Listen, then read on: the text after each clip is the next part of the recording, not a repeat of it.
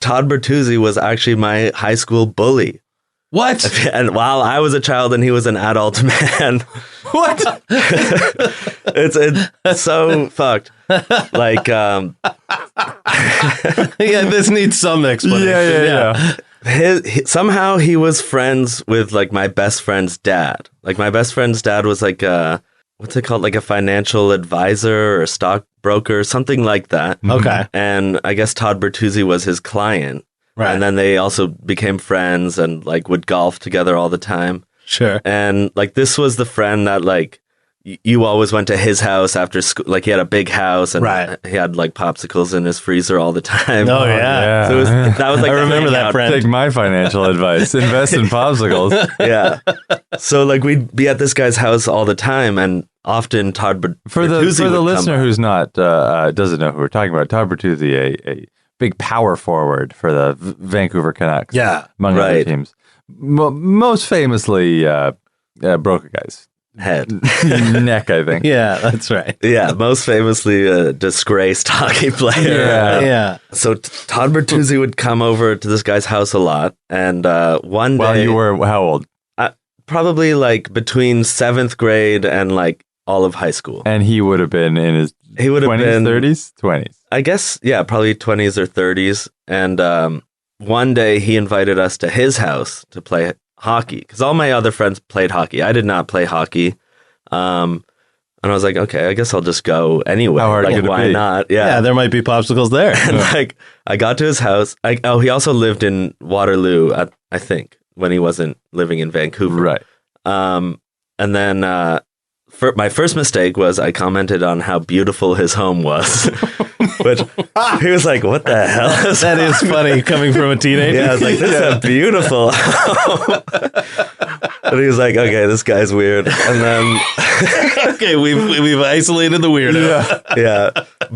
Then he brought out a rainbow pack of soda. I don't know if you remember the rainbow. No. Or maybe this is an Ontario thing. It was like Orange Crush, Grape Crush, cream soda, and then Mugs root beer. Oh, that's a good pack. That is a good pack. Yeah. What are you choosing? I'm going to go for the cream soda. Yeah. Okay, yeah, that's what I chose.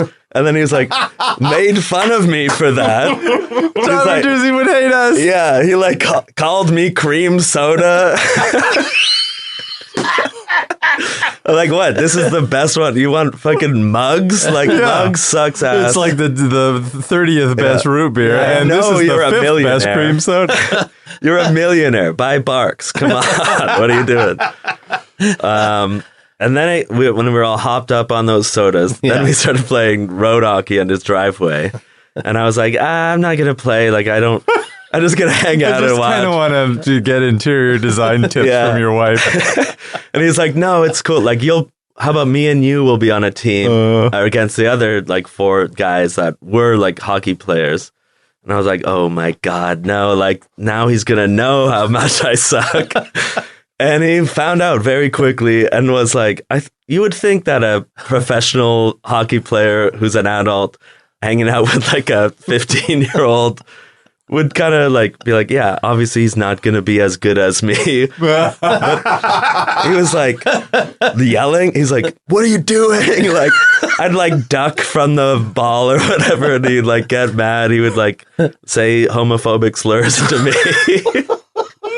And then the funniest thing is that he called me Everardo Dildo. Oh, man. Had anyone called you that before? No, and I was like, that is hilarious and also so hurtful. What the hell, man?